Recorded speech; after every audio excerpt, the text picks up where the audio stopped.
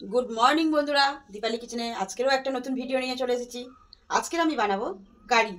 তার জন্য আমি প্রথমে বেসন নিয়েছি, 200 বেসন নিয়েছি। 200 বেসনটাকে আমি এইভাবে লবণ দিয়ে আর কালো জিরে দিয়ে ফেটিয়ে নিয়েছি। আর 500 টক দই নিয়েছি। টক দইটা প্যাকেট থেকে কেটে গামলার মধ্যে ঢেলে নিয়েছি। তা বন্ধুরা, ভিডিওটা দেখতে থাকো কারি কীভাবে বানাই। তার জন্য আমি নিয়ে নিয়েছি মেথি, জিরে, মৌরি, তেজপাতা, শুকনো লঙ্কা আর কারি পাতা। কড়ার মধ্যে সাদা তেল দিয়ে দিচ্ছি, সাদা তেল। তো বন্ধুরা, তেলটা গরম হয়ে গেছে।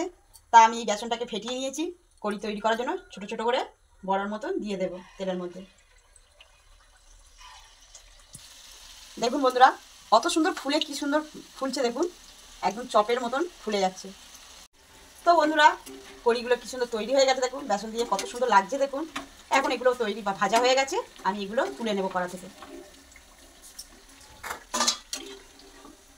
তো বন্ধুরা দেখুন, কড়িগুলো তৈরি হয়ে গেছে, কত সুন্দর লাগছে দেখুন, কি সুন্দর করে ভেজে নিয়েছি।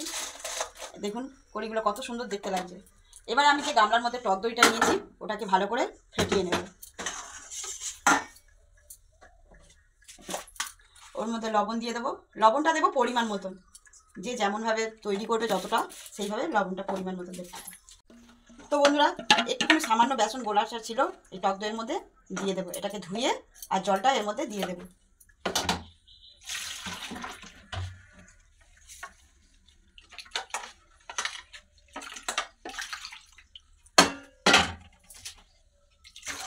দিয়ে এইভাবে ফেটিয়ে নেব।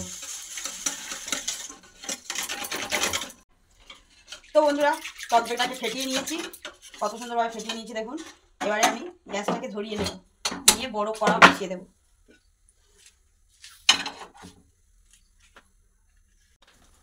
তো বন্ধুরা, কড়াটা গরম হয়ে গেছে, সর্ষের তেল দিয়ে দেবো, সর্ষের তেল।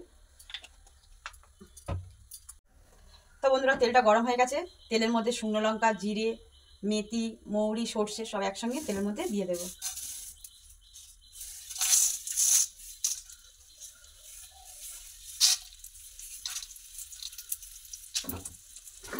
মশলাটাকে হালকা করে ভেজে নেব।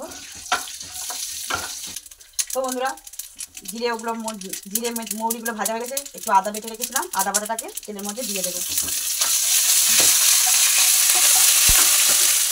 ওর মধ্যে কারি পাতাগুলো তেলের মধ্যে দিয়ে দেবো।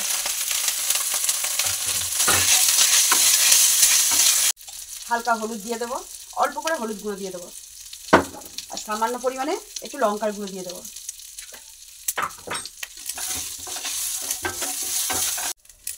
তো বন্ধুরা দেখুন, মশলাটা ভাজা হয়ে গেছে, কারি পাতাগুলোও ভাজা হয়ে গেছে, কত সুন্দর লাগছে দেখুন। এবার ওর মধ্যে যে টক দইটা ফেটিয়ে রেখেছি, ওটাকে ঢেলে দেবো তেলের মধ্যে।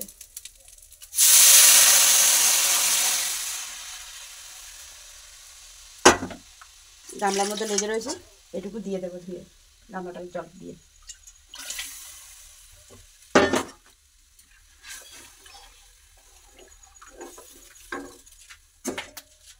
টক দইটা করার মধ্যে দেওয়ার পরে ফুটে গেছে দেখুন, কত সুন্দর লাগছে দেখুন। কারি পাতাগুলো দিয়েও খুব সুন্দর দেখতে লাগছে দেখুন।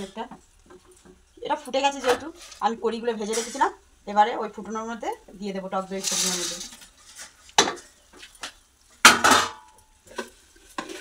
হালকা করে একটু মিষ্টি দিয়ে দেবো। যে মিষ্টি খেতে পছন্দ করে মিষ্টি দিতে পারো, আর যে খেতে পছন্দ করে না দিতে হবে না।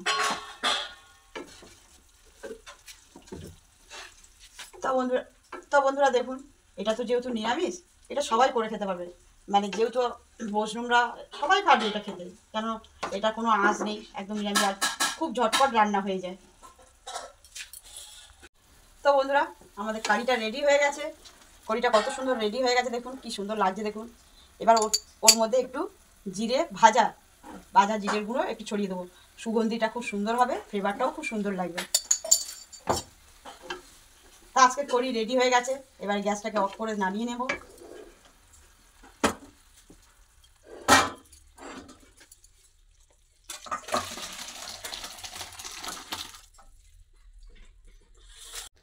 তো বন্ধুরা দেখুন, কারিটাকে নামিয়ে নিয়েছি, কত সুন্দর লাগছে দেখুন, কি সুন্দর দেখতে লাগছে দেখুন।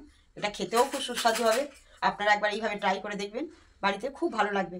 আর যদি ভিডিওটা ভালো লেগে থাকে, তাহলে আমাকে ছোট্ট একটা লাইক, কমেন্ট, শেয়ার এবং সাবস্ক্রাইব করে আমার পাশে থাকবেন, যাতে সব ভিডিও আপনাদের সবার আগে আপনাদের কাছে পৌঁছে যেতে পারে।